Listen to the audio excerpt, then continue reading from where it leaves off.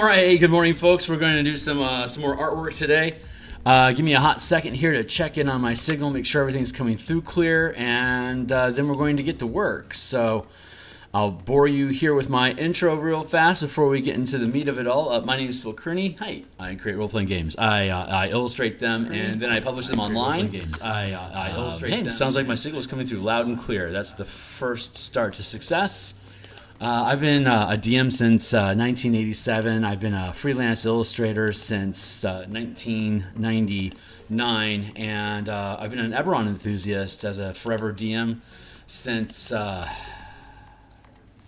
2004.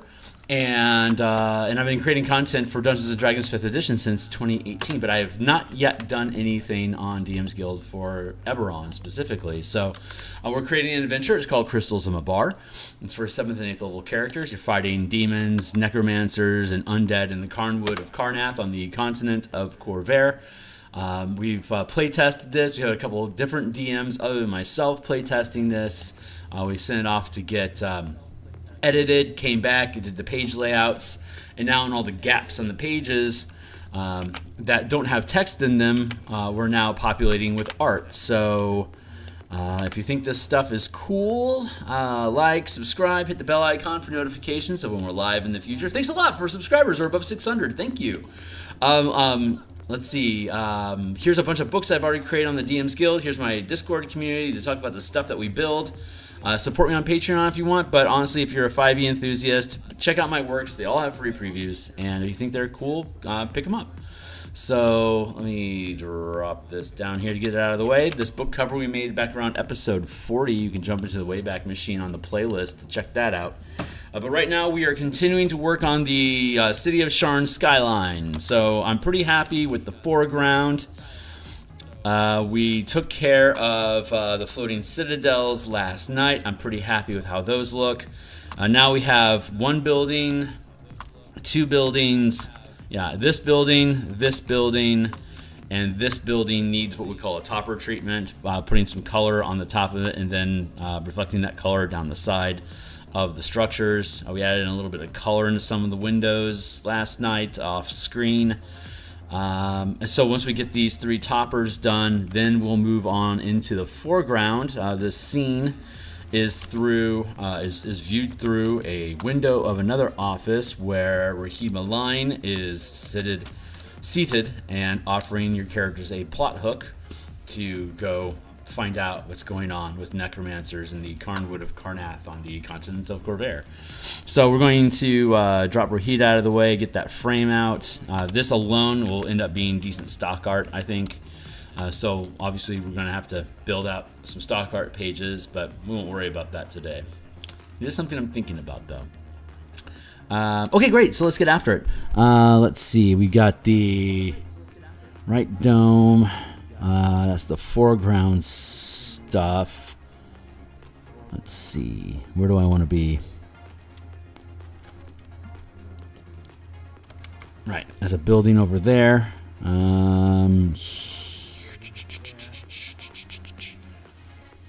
That's the foreground.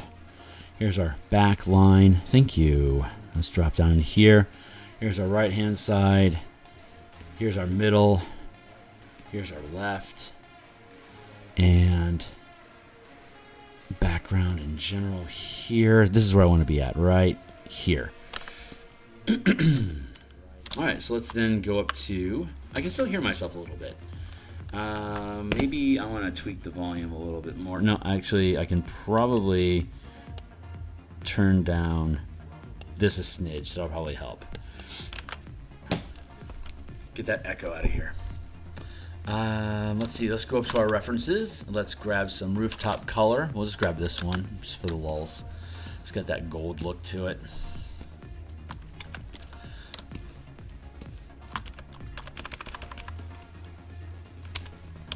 This shouldn't be too complicated. I'm just going to layer in some color here. Make the edges a gradient. a gradient blur from the edges, dark to the middle, highlighted to represent a curved surface. We'll put in some lights in these bay windows. Obviously, they're massive windows, but that's cool. We'll do the same treatment on this deck and then this deck here, and then that'll set us up for dropping some color down between the windows on the wall. So maybe 15 minutes and we'll be done with this one, and then we'll be able to move on to the next ones.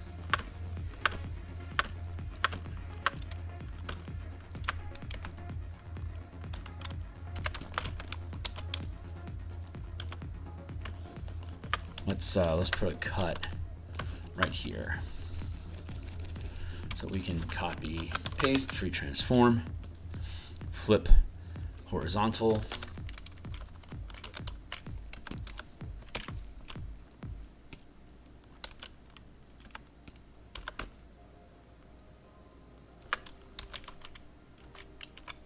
Like that-ish. And then we'll merge that down.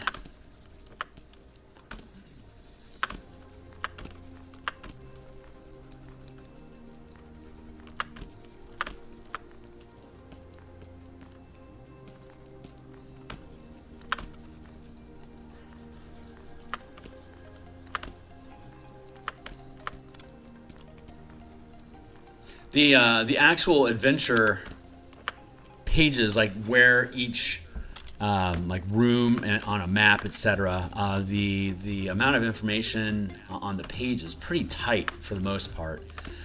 So in many instances, we don't have really any room on the page for just random illustrations. But luckily, we've created these various alternate plot hooks leading the characters into the adventure from different quest givers, because it is 7th and 8th level. You can run it as a one-shot solo adventure, but if you integrate it into a campaign, we wanted to provide a number of different points of access so that it was easy for a DM to incorporate this into their ongoing campaign if they wanted to. And as a result of that, there's these gaps that open up in the page, the back end, where we're all talking about alternate plot hooks, and that gives us an opportunity to provide flavor illustrations where we don't necessarily have them available in the front end of the book, where all the actual rooms and regions that the characters are exploring, there's not much room for illustration in there because it is a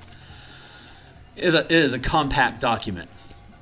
So it's really great that we have this additional content at the back end, that it provides, again, the whether or not you're going to use any of these plot hooks in your adventure, the amount of information that's provided in these alternate plot hooks gives the DM more information about the perspective of different factions that are present or could be present in the adventure, and what their stakes in the situation are, and why would they hire your characters.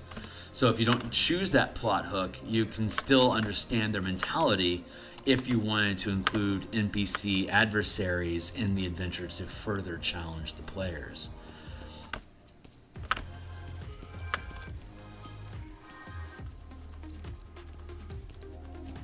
Which I think is a lot of fun.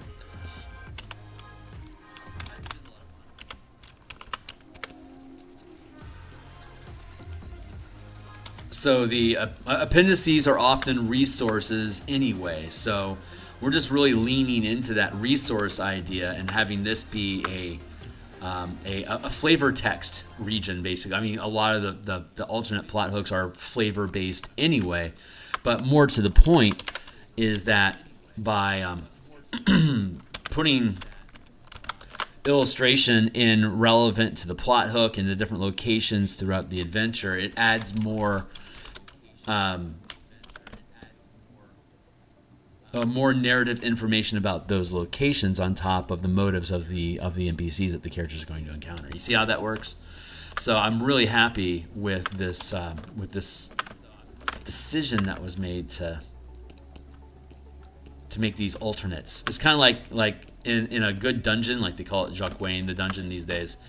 If you a good dungeon design will have multiple routes to the endpoint that you want to reach. They were talking about this on Ghostfire, actually, Eldritch Lorecast this week, when Mike Shea was on board. I'm a fan of a lot of D&D YouTube channels, of course I am. I am a lover of the craft. But they were talking about like yam-shaped adventures where everyone comes into the adventure at the same point, and then options flare, and there's a multitude of ways that'll end up getting you to the same endpoint, and that's how this adventure is designed. Within each act, there's multiple paths to lead you through the act to the next act, which Mike Shea says had described from his wife as his wife described it as turnip shaped, where it flares and then it sinks back down, so it's like a gourd. And Mike Shea was talking about it as he's the guy that published Lazy DM, Guide to Lazy DM, or I forget the name of it. But he described it as sausage links, where there's a string of acts that connect to each other, and as long as you enter the act, you can do anything that you want inside of it, and then you exit the act into the next act that then flares out into anything that you want to do, and then it contracts into the same endpoint, bouncing you from one act to the next. And that is how this adventure is structured as well. And we provide some loose guidance on how to transition the team from one act to the next as they're moving from location to location, and how they can move back and forth between the different acts before overcommitting themselves. So it was a lot of fun. I'm really proud of how this adventure ended up being structured, and I've never published an adventure before, so this was a big test of my current skill set in producing content.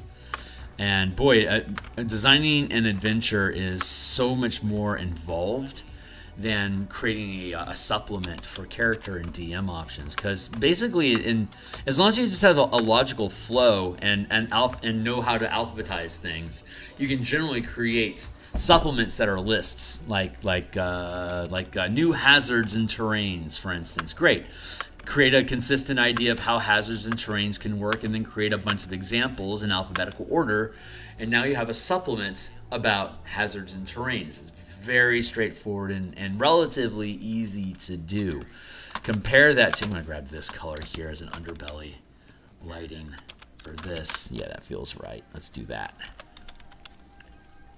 Compare that to the adventure, where I have specific story beats that need to be hit to make the logic of the plot to work, that's motivating the NPCs and characters that are in the adventure. And then couple that with these events happen at physical locations that we're describing and providing the technical details for throughout the adventure.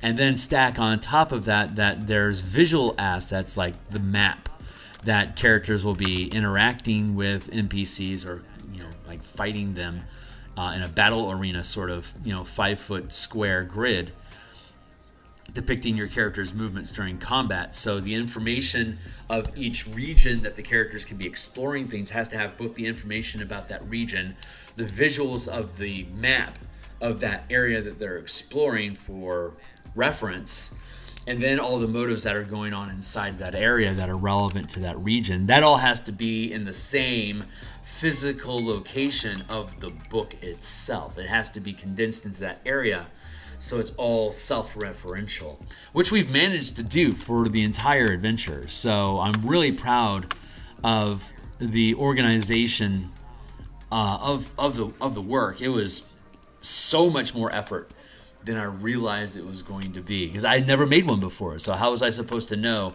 how just brutal it is to make these things? But we found out, and we're almost at the end. We got about a dozen more illustrations like this to go, and we should be done with all the illustrating in the book. And by like this one, I just mean like spot art, like something that occupies page space. And so that's coming along. We're definitely swirling the toilet, as it were, and getting towards actually getting this published and then moving on. But we've got like 6 other books in the hopper that we want to get done. So as soon as this one is done, we immediately move on to the next book and just completely shift gears on the kind of stuff that we're designing for. So like right now, we're doing all this adventure art, but when this concludes, we'll be starting the artwork for the Bastion campaign supplement, which is upgrading the Bastion system concept from the Dungeon Master's Guide 2024. I'm going to merge that down.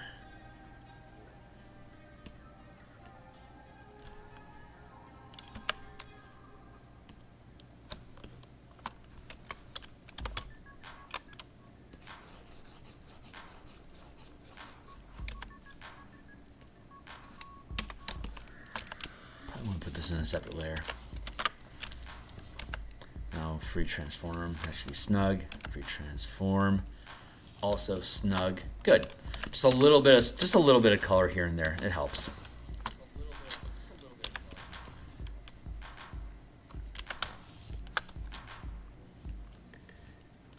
There. Now we can grab this and we can drop color down here.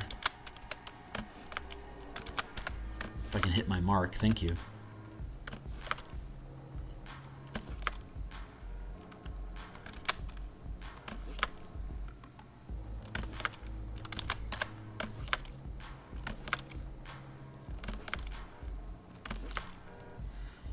Good.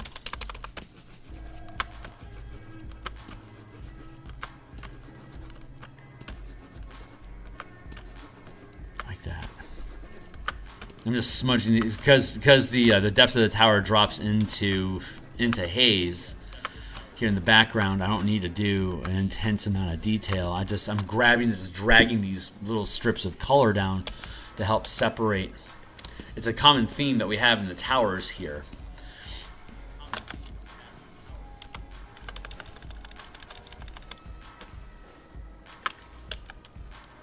Do that, and then we're going to like this.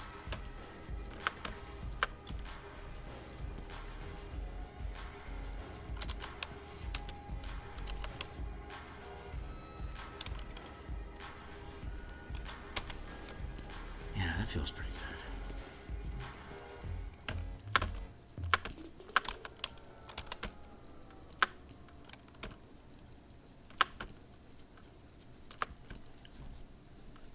There we go. It's Thursday here in Seattle in real time. We do game design on Mondays and Thursday nights, as well as Tuesday and Friday lunches. So later on tonight, we will continue our work on the Bastion campaign system. I am very much looking forward to that. I'm gonna merge this down. I am in love with that system. It is so fun. I thought the Spelljammer supplement that we made was pretty badass, but this Bastion campaign stuff is just, it's fat. It is so fat. That sits pretty good. Let's merge that down. I'm gonna grab this color here, and we're gonna do streaks.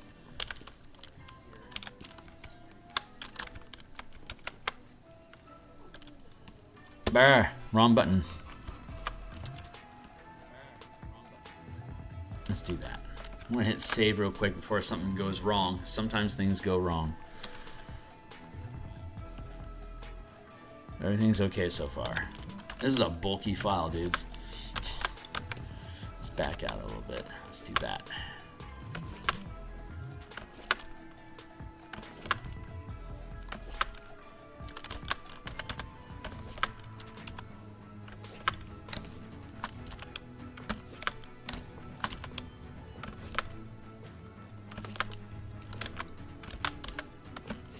Nope, that's a little off. Here.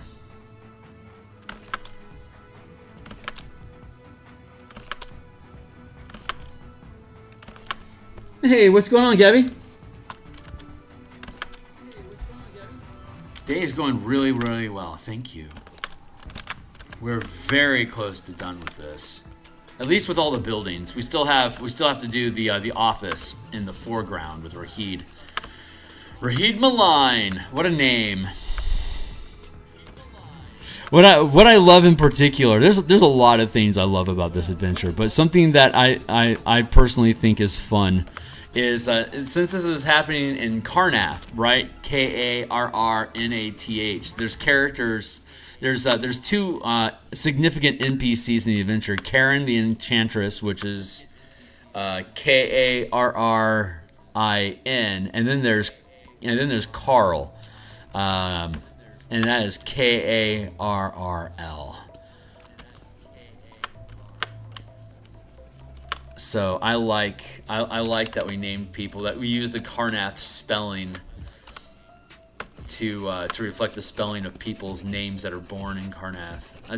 There's nothing about that in like, you know, official Eberron canon. It's just a stupid little thing that I do. But I think it's neat. I'm gonna fade that down a bit. There we go.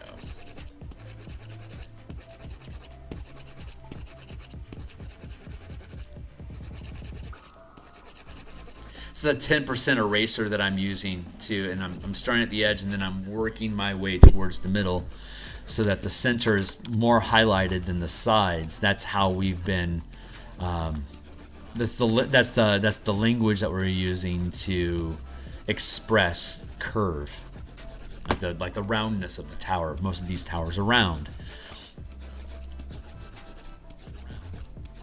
so we're using that curvature to indicate that roundness. There we go. Looks pretty good. There and there. I actually want to drop the opacity on these. I'm going to merge these together since we're here, and then I want to drop the intensity on that so it pushes further back into the background, dropping the sharpness of the color. Same with this one. Just want to drop it a little bit. There. So that's all the detail I wanted on these two here. These are pushed far enough back that I can just leave them as basically silhouettes. Like most of these we can just leave as silhouettes. I might put a little spot color here and there now that I'm staring at it. But this here and this here are the only two towers that I have intention of putting color into, additional color into. Hey, what's up? Just got up. Nice. Cool. Right on.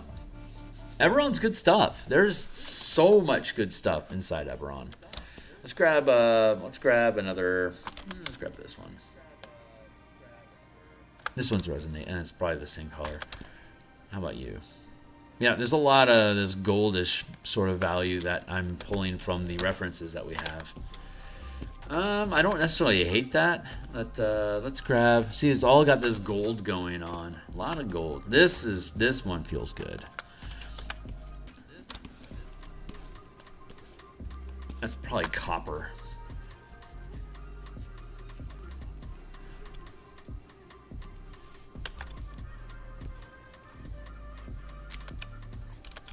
Pitter patter.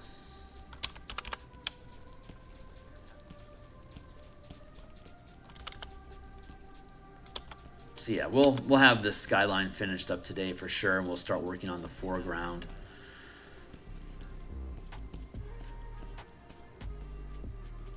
And then although we are doing some design stream this evening, that'll probably go from like 6 till 9.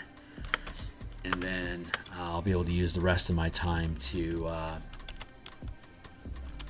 continue working on this off screen, just to further it along.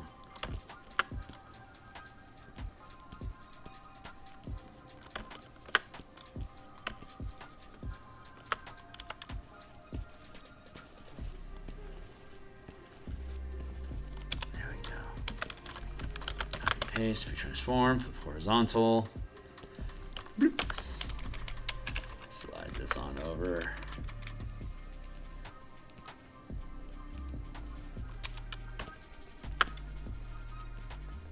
I'm really looking forward to getting back to just simple supplements, not that aren't so mechanically detailed.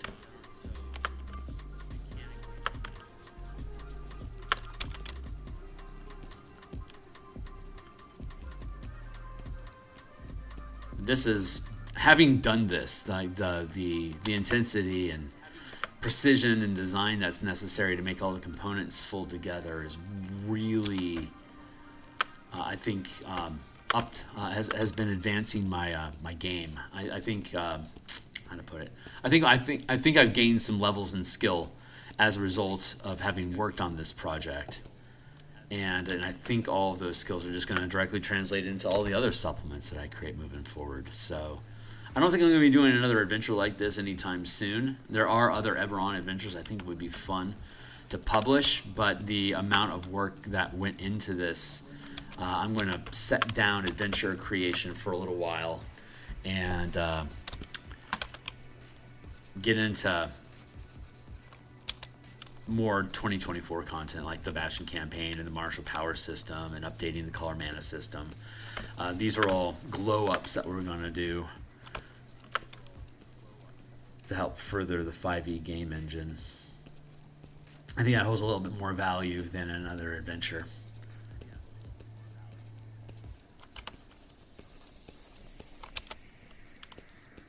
But I like this 16 by 9 format. I really like that a lot. I've been thinking about this for other supplements, like rebuilding the color mana system to work with this. Like I can fit a character 20 level progression here and provide a lot of features about them on the 2 following panels. I could easily fit a subclass into this format. Like most subclasses will occupy like maybe 1.5 columns. I could potentially, I don't know. I think there's a lot of options here, and using this broader format is going to open up a lot of design opportunities for me to. Because it feels like a control panel, you know. You've got all this space to mess around with stuff. I really want to play with that space some more, see what I can do with it.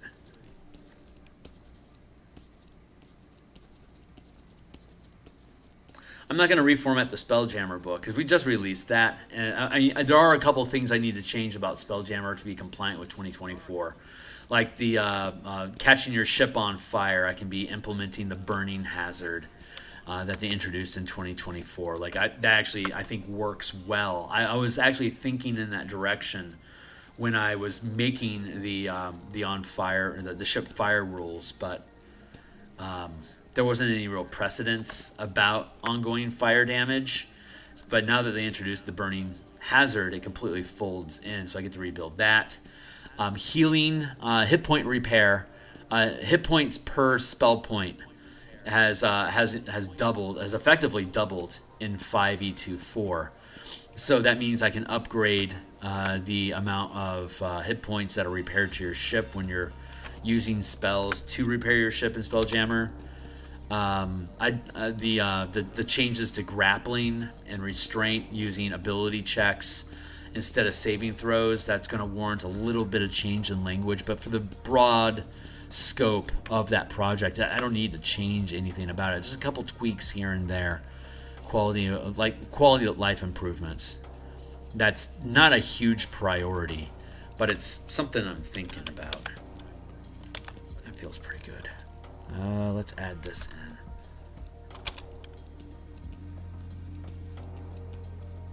So, but the Spelljammer document as it stands it serves well, and it does everything you need to do for 5e24, because it's just a combat system that doesn't take character features and abilities into account, but like it accounts for them, but doesn't add any. So there's no. Like, I don't need to redesign any classes or subclasses or stuff involving Spelljammer. We're doing that in a separate document that we haven't printed yet. So that's published yet. So that is on our block of things to do. So I think when we upgrade Spelljammer, we can also be working on the Spelljammer subclasses that we created and fold those together. But I want to run the Storm King's Thunder playtest campaign first. Ideally, we'll get some people to play those subclasses that I designed in the Storm King's Thunder campaign. Merge down. Just to give them a test run.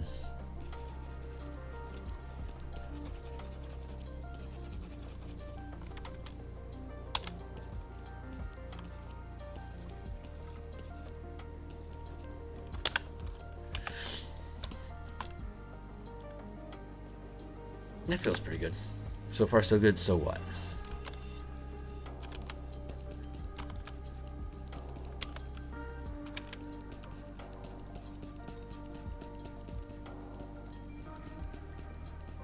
I'm doing smudge because it's sometimes easier just to smudge out the gradient than it is to block it in and then carve it out.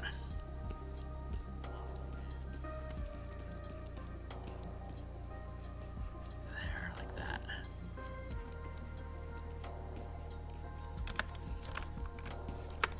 Copy paste for transform. Flip horizontal. Merge down.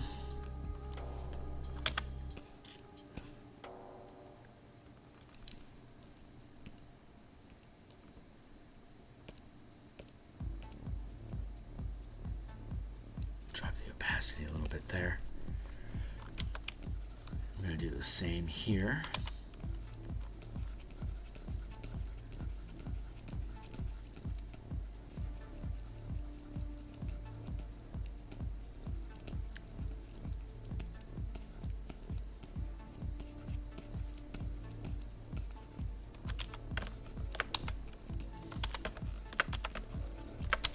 Pretty good.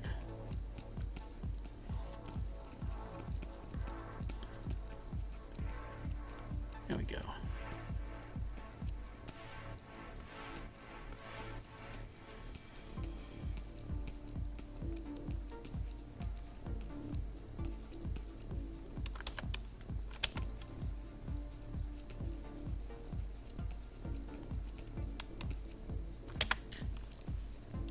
So far, so good. So what? Let's grab this. We're just going to keep on with this underbelly color. I really like that for whatever reason. This is...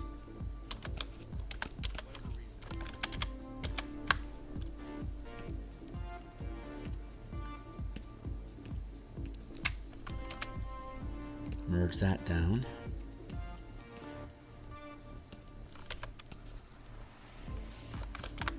Huh. There. Better.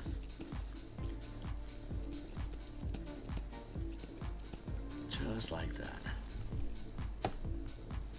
Read about Sharn? Yeah, right on. Sharn's cool.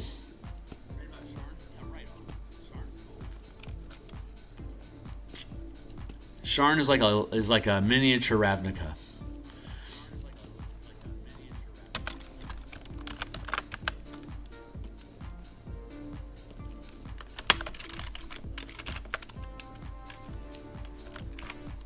There. Works that down. Feels good.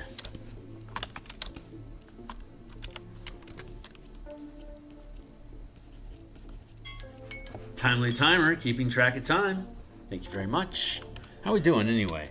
7:12. We got another 40 minutes. Yeah, we're doing great. We got one more. We got technically one more tower that we definitely want to do after this one, and then yeah, I think I'm just gonna leave those be. But yeah, so just keeping after it. I'm gonna take that and merge this down. Add another layer.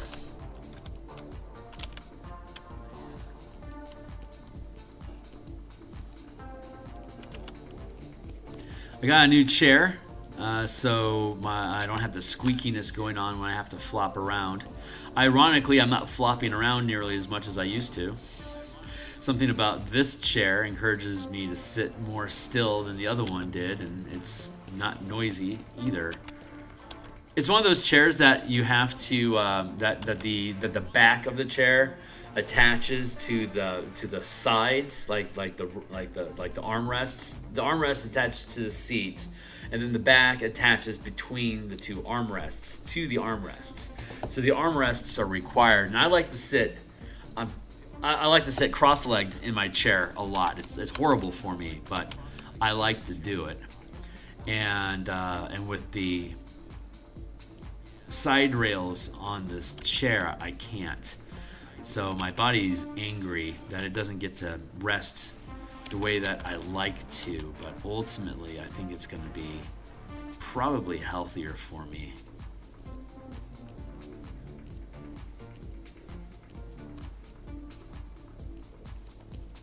Don't know for sure.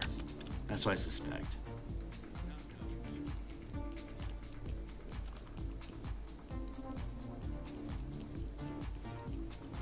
Let's do that.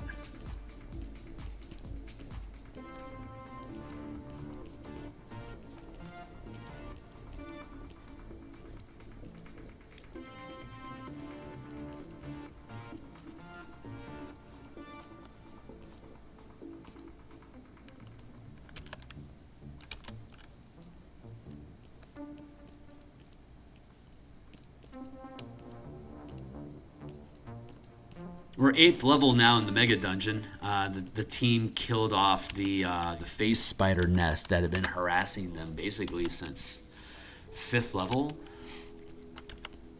One of the while they're going through the mega dungeon, there's of course random encounters, and on every random encounter table, once they ran across the face spiders are always on the random table.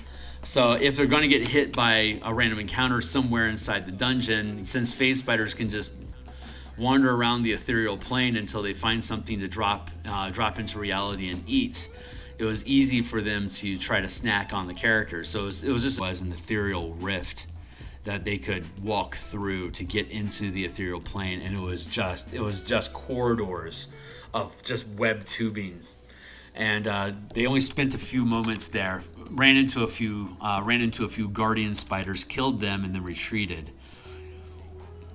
But it was already collapsing, so they gained level 8, which means they have to go back to town for X weeks.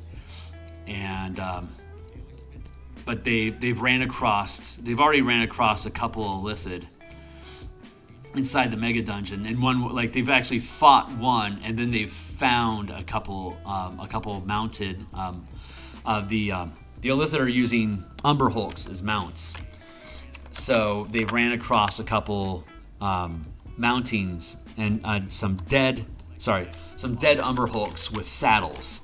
So the Illithid were missing, but I like that. I'm gonna merge that down. But they found the Umber Hulk bodies, so they know they've already ran across one and fought one Illithid as like a mini boss. So they know that there might be a whole Illithid hive somewhere further underground.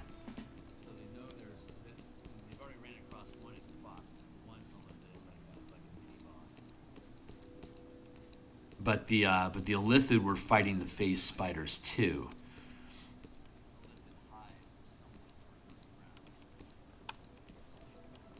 So the team doesn't necessarily know what's going on there, but they know there's something going on. So even though it's a playtest mega dungeon, I like building mega dungeons. It's fun having factions. Having intelligent creatures inside your dungeons is a really good idea, so that you can increase the type of engagement. But it is a play test, so it's predominantly exploration and combat. But I can't help but integrate just classic design elements of the dungeon into it to be a more valid experience. It's just too fun.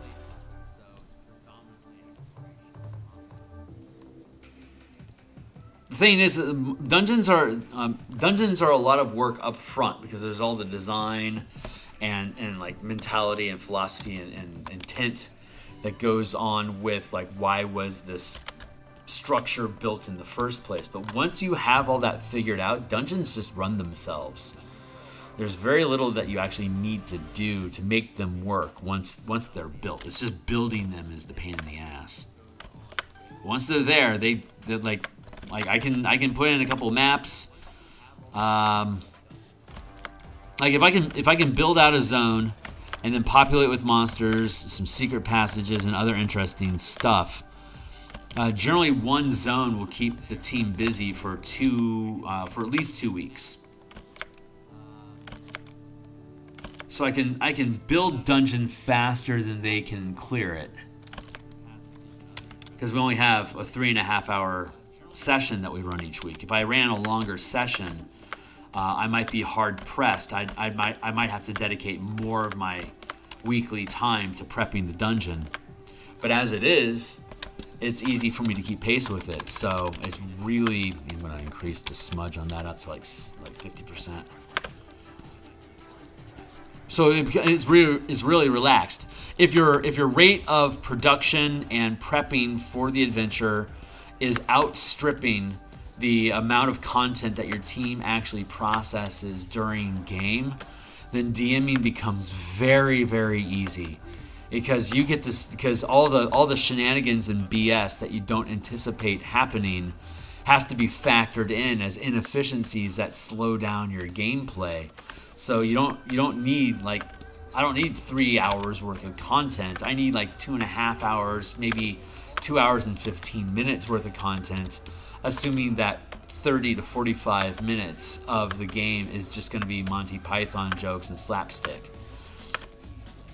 You know, that's that tier of shenanigan is pretty reliable. I'm gonna drop that back a little bit. And we'll merge that down. And then I see some text. Hold on. And I'm going to drop that back a little bit more. I'm doing a first reading of Sharn chapter and Rising for the last tour. Then I'll do a pass and notes. Then 3.5 Sharn. Right on. The third edition series of Eberron books. Obviously, that's where Eberron started.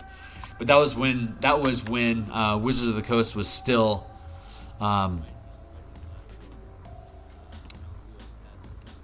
Hold on, I'm missing stuff.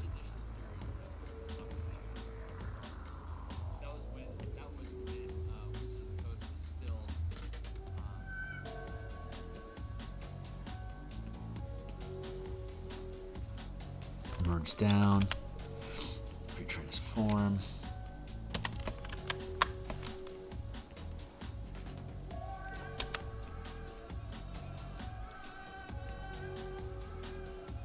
Okay, good.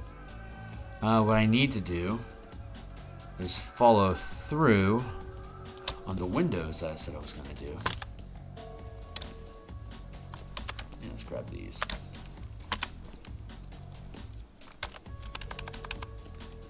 I'm like, what happened to those windows? So, I forgot to do them. I just forgot.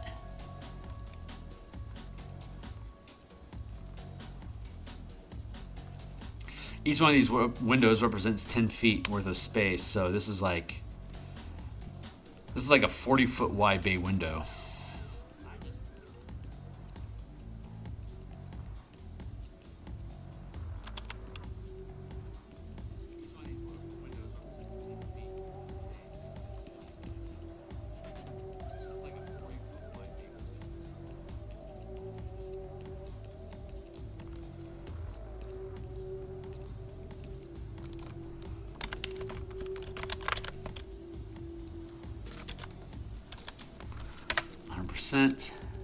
Eraser, trim this down.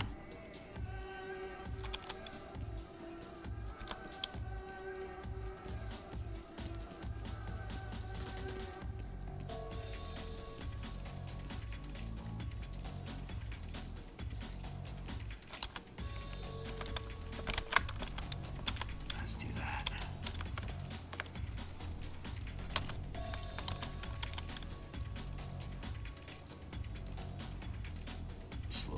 swipe in there. Transform, flip horizontal.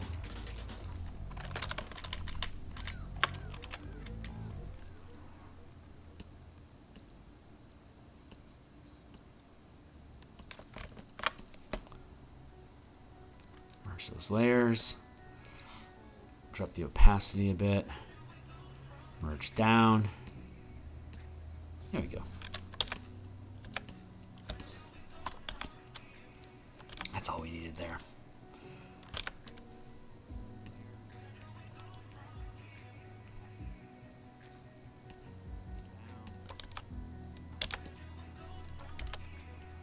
Let's do some treatment here as well.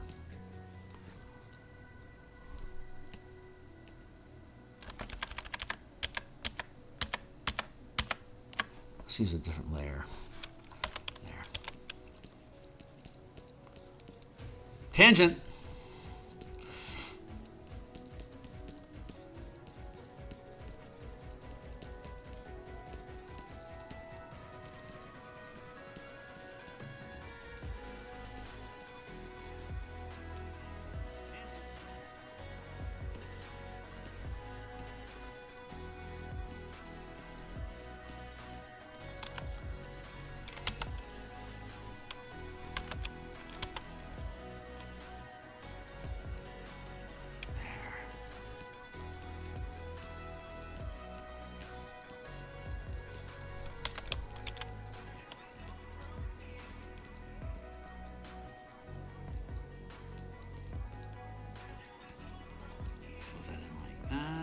Feels pretty good.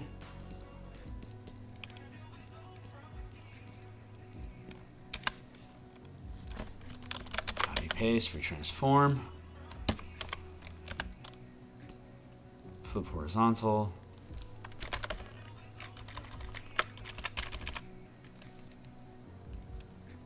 Merge down.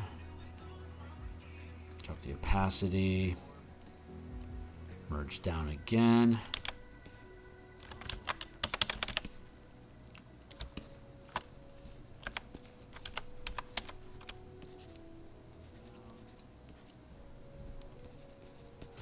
Raise that just a bit.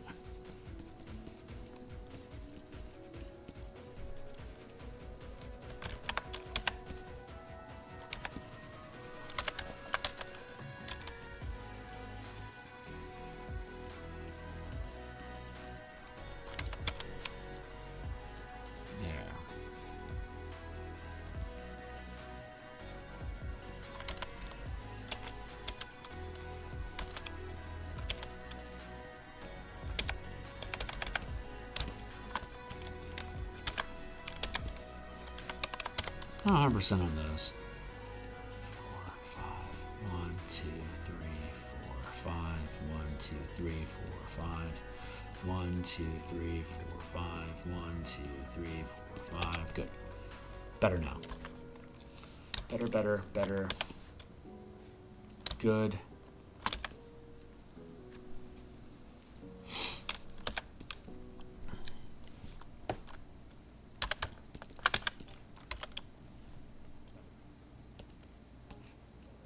One more here.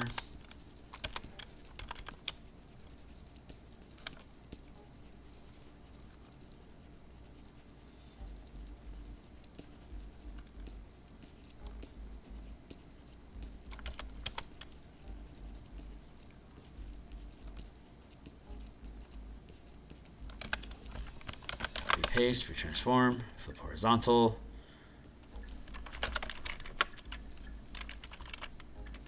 There we go. Merge down.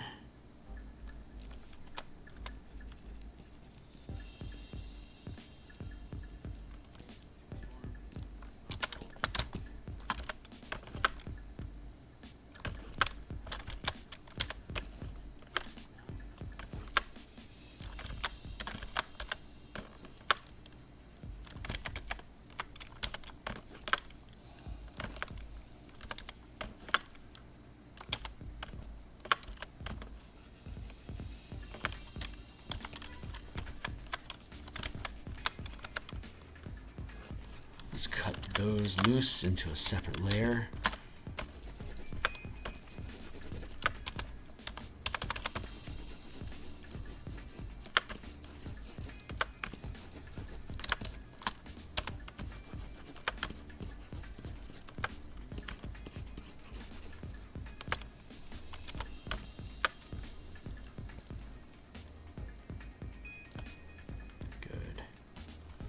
Here. Smudge that around the base.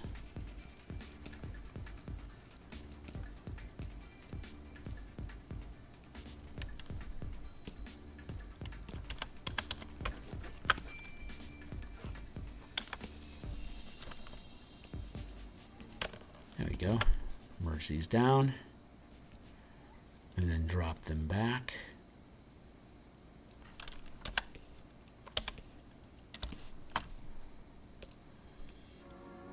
Seed.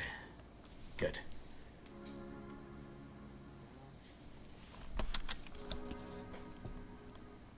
So I could do a little bit, I might do a little bit of futzing on here and here and here. Like this one, and this one. Maybe like a little bit of topping on them. But very faint and quick like that. Nothing too detailed. This is the last one that I need to do any actual detail on. So let's get after it. I'm gonna hit the save button again here real quick as we do to make sure that we don't screw anything up along the way.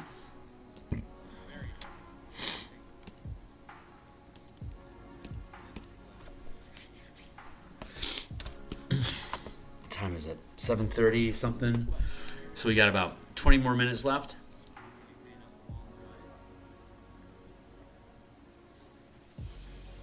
Man, nothing tastes good like water when you're thirsty.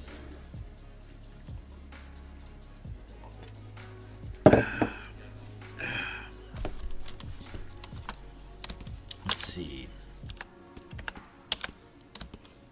What do we want to grab? Let's grab that. It's probably the same color as everything else, but whatever.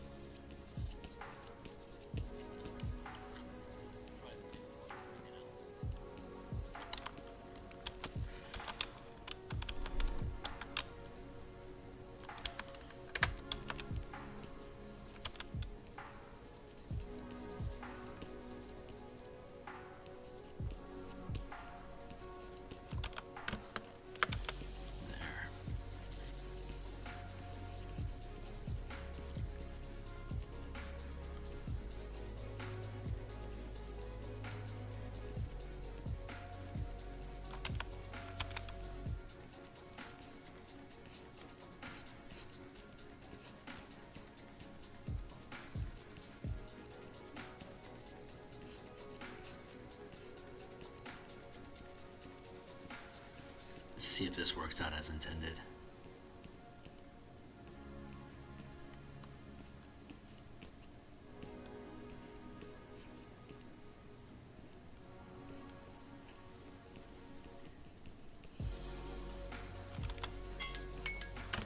Thank you, Timely Timer. That's telling me I've got 20 minutes left for today's session. So we do artwork Monday through Friday in the morning like this every day. And then on Mondays and Thursday nights, like tonight, we do game design for the next book that we'll be doing artwork for. So we design a book, we test it, we clean it up, we get it edited, we do page layout, and then we do the artwork for the book. I'll on stream I'll do design and a little bit of layout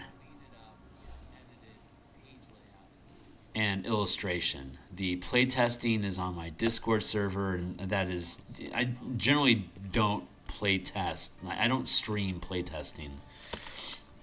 Playtesting is a time to stop and argue out things and look for solutions and mutter our way through that, and that's the quality of that content can be questionable for worthy of stream. At least I try to make this educational from a D&D perspective and from an art perspective. So there's like intent and purpose behind the daily streams that I do, but playtesting, I don't think that's a spectacle. I don't think it's designed to be horizontal. But it's open to anybody, so I mean people can tag in on my Discord channel and sign up to be on the roster to playtest if they want to experience it firsthand for themselves. People are certainly encouraged to do so. We're always needing more bodies. We always need more people that are willing to playtest stuff, because playtesting isn't like a normal campaign. There's not the same level of story depth. There's not necessarily even a satisfactory sense of completion. It's just running scenarios to see if mechanics and ideas that you create jive or not, basically.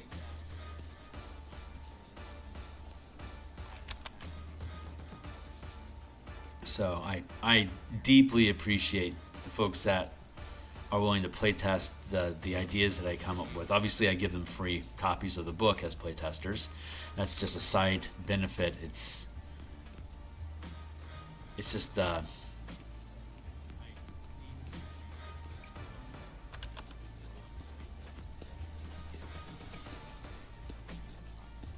don't know. I just appreciate it. I'm just feeling appreciation for my folks. All y'all, thank you.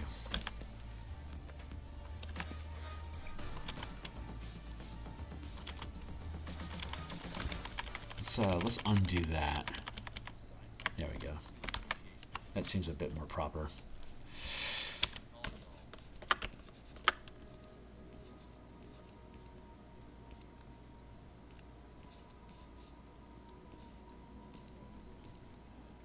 That feels pretty good. Cool. Let's stripe underneath that, like that. And spread this out to smudge in.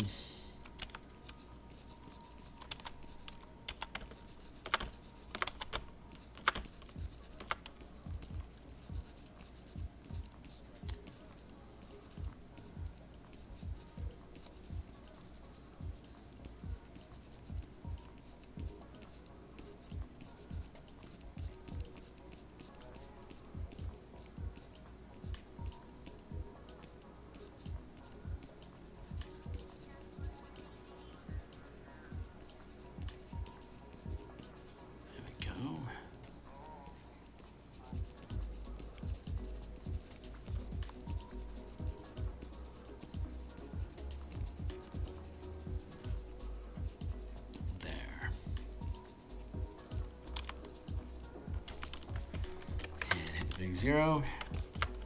Drop that out. Along down there. Copy paste for transform. Flip horizontal. Line that up. Merge down.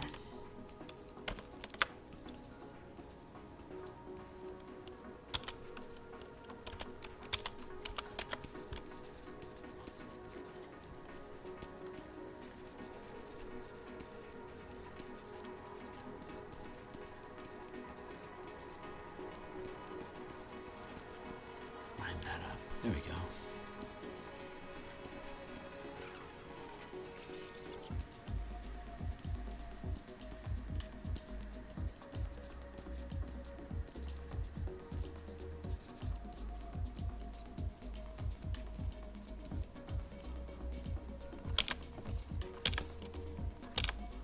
Good. And merge that down. Push that back a little bit. And then make another layer.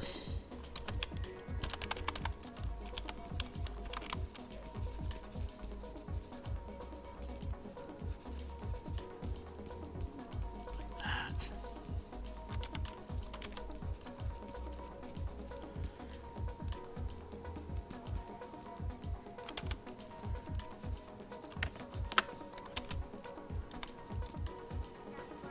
There we go. muttering to myself a lot today. It seems I guess that's just what the vibe today is. I wish I had more control over that, but I tend to talk about whatever the muse wants me to talk about, and she's just kind of kicking back and doing some doodling. Copy, paste, free transform, flip horizontal.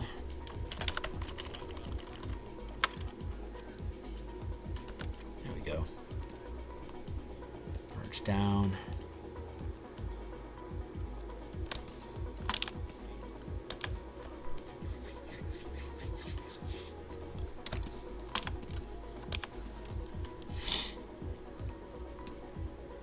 No complaints. Let's merge these down. Then we can do a little bit of a topper up here.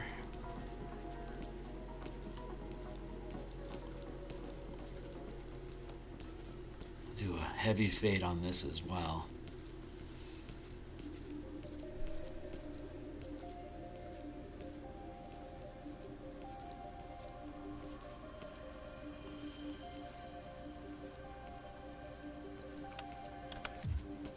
Oops, not that way. Let's drop down the eraser very minimal so I can just scratch at it a little bit just to trim that down.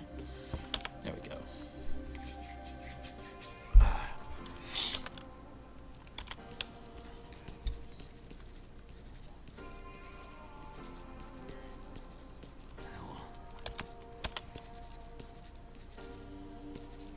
Trim this away here a little bit.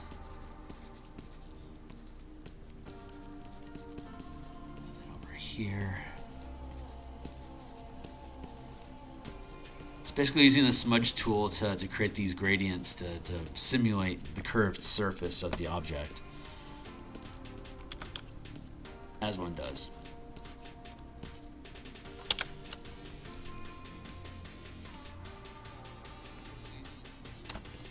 Good. Now we can hit all of that.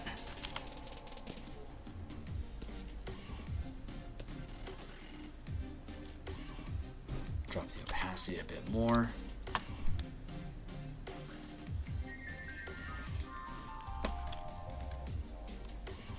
And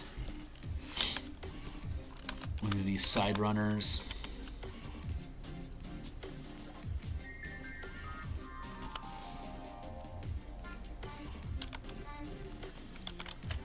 Erase.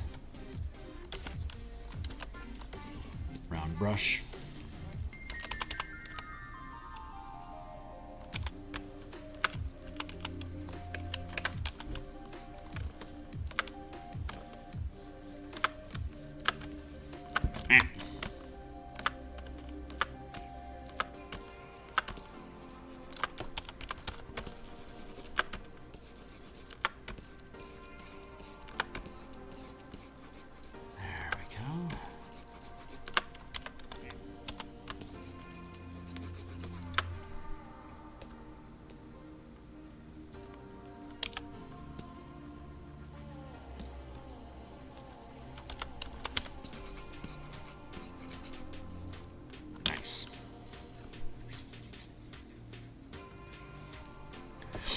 All right, that one's done. I'm going to spend, I've got about 10 minutes left, so I'm just going to mess around with these straggling 3, 4, 1, 2, 3, 4 silhouettes. And then that will probably, I'm not 100% happy with this and this. I think these two elements here can change. I think I can just do better. So I'll probably end up doing better with those off screen. But yeah, we're going to go ahead and just finish these up. And once we do, we're going to work on in-office foreground.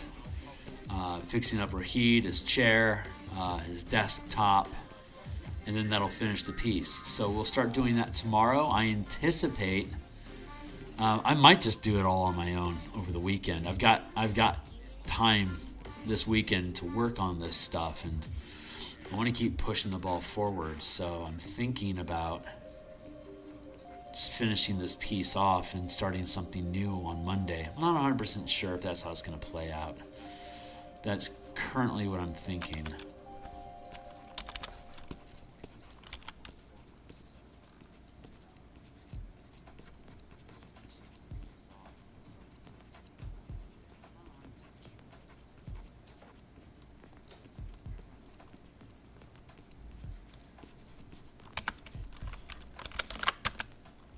Free transform, flip, horizontal, merge down, new layer,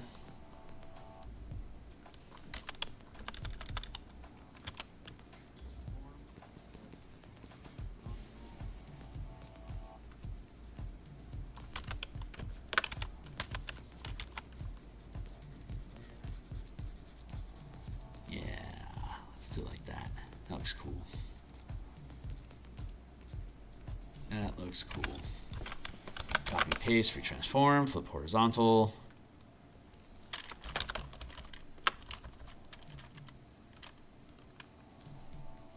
Merge down.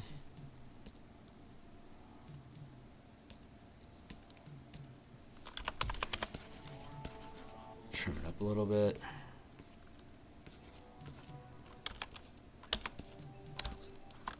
Good. And now we'll drop down here.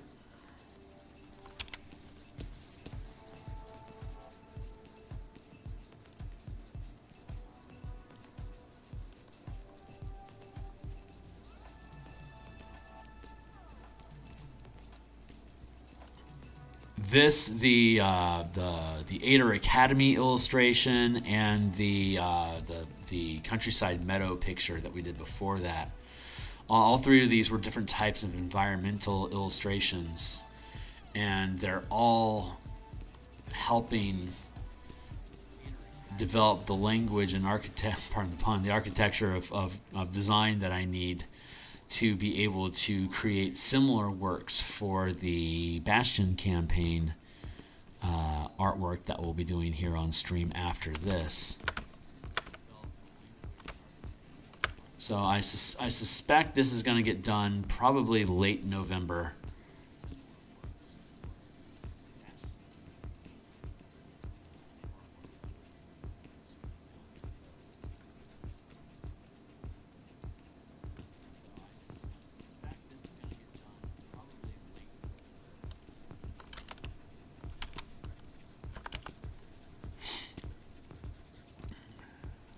So we'll be working on the Bastion campaign for the new year. Very happy about that.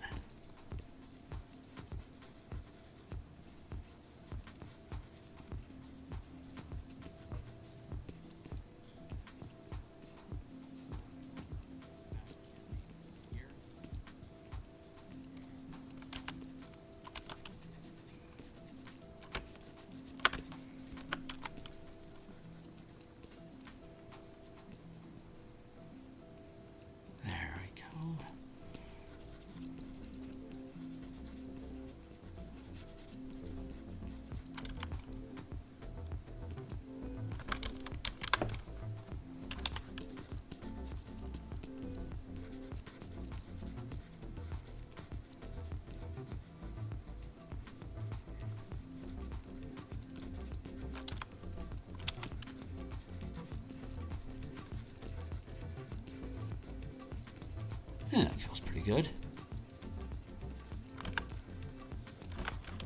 Copy paste, retransform, flip horizontal.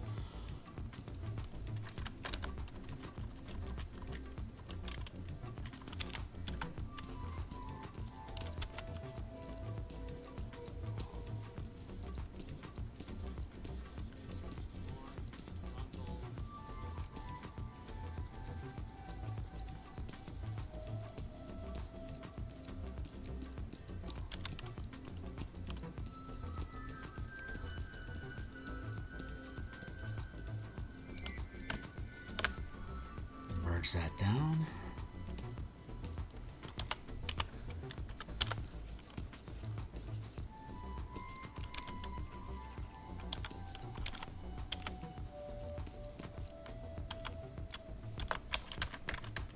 20% erase.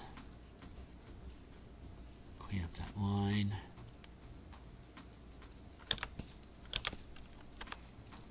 And we're going to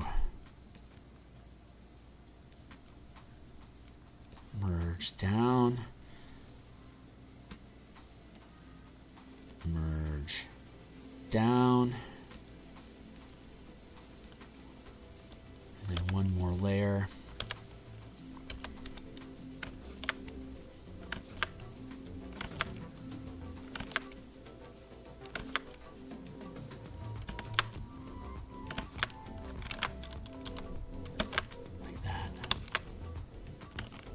There.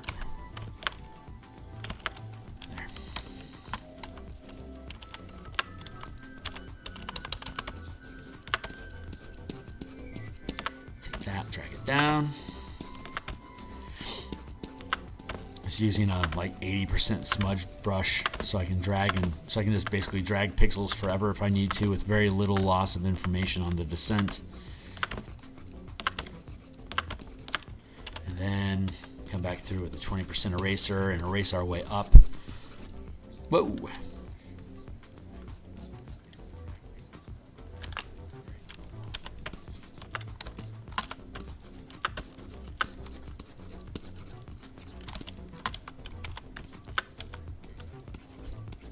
Erase those in.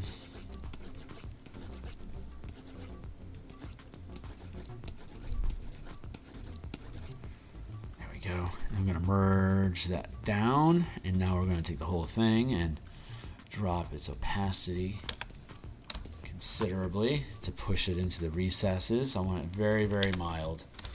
There. Just a touch of color language just to give it some identity. And then 751. Oof, boy, I am almost out of time. I am grinding the guardrail like a nail on a file. Let's just do a little bit of this.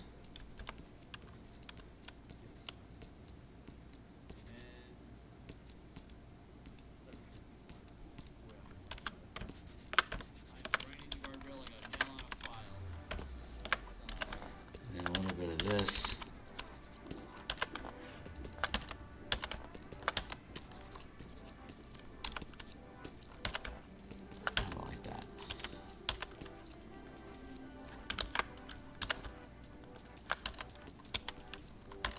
There we go.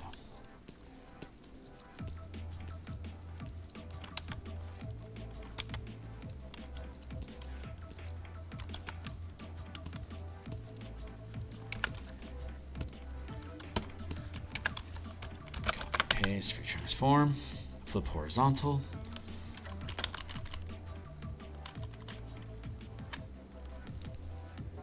Merge down.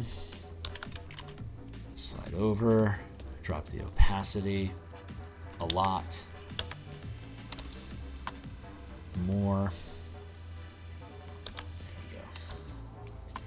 All right, I think that's sufficient. I'm pretty happy with that. Yeah. The more I look at these, the more I fucking hate this and this. Just absolutely loathe those. So I think I'll probably do something to correct that. But I'll do that off screen. There's no reason for me to hate online.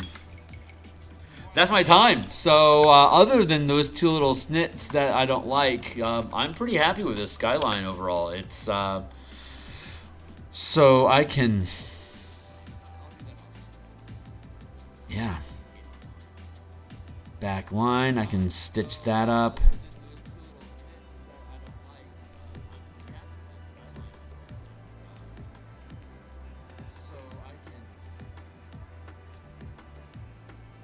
Yeah, we'll come back and mess around with those separately. But I'm pretty happy with this. So when we come back, we're going to work on the window frames in the front office.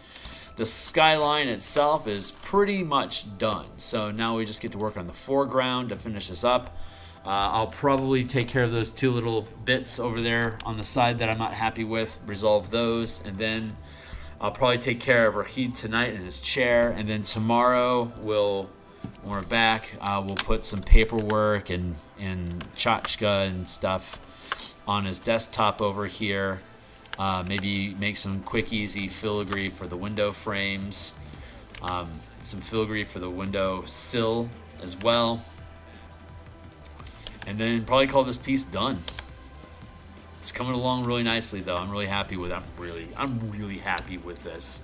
I'm really glad I decided just to keep things, just focus on the quality of the work instead of trying to speed up getting things done with simpler art. This always happens to me at this stage in the project, where I think about cutting corners. The first book that I ever did, the Color Mana Spellpoint Variant Rule Core Mechanics, I totally cut corners on that. I cut corners on the Knights and Tricksters book, and I'm completely unhappy with the artwork in most of those. So I want to rebuild those books with the 2024 mechanics, advancing the rules, and replace a lot of the artwork, and then just to bring them up to the level of quality that I like to have in my work. Next level shit. We're going to get there. All right, guys, that's it for today. I'm going to be back tonight in 10 hours. I'll be in 10 hours from now, 6 p.m. Seattle time, -8 UTC. We'll be back online working on the Bastion campaign, resolving trade and settlements for the geopolitics of the Bastion campaign formats for 5e D&D, and I hope to see you guys there. So like, subscribe, bell icon, notifications. Check out my Discord down below to join the community for playtesting, and all the books I have linked down below for the ideas and art that we produce. I will see you guys on the other side. Thanks a lot.